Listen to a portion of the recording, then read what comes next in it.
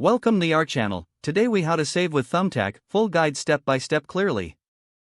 First, create an account on the Thumbtack website or app. Provide your relevant information to set up your profile. Next, identify the services you need. Use the search bar to find specific professionals in your area. Once you've entered your needs, wait for quotes from local service providers. Review the quotes carefully, comparing pricing, services, and reviews. Focus on providers with high ratings and positive customer feedback. Don't hesitate to ask questions about the quotes for clarity.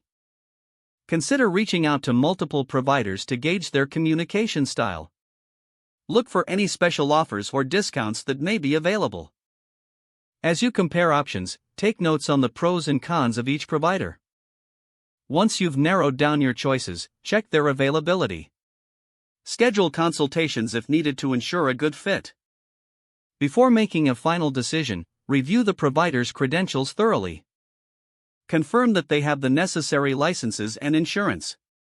Finalize your choice based on your research and comfort level.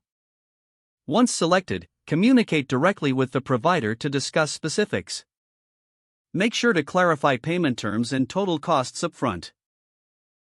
After the work is completed, review your experience. Share your feedback on the platform to help others make informed choices. By following these steps, you can maximize your savings and ensure quality service with Thumbtack. If the page does not load, refresh the browser or try again in a private or incognito window.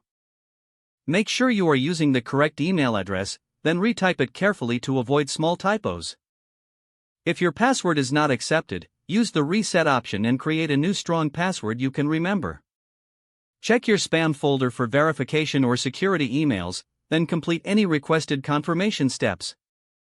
Enable two-factor authentication if available to improve account security and reduce unauthorized access risk.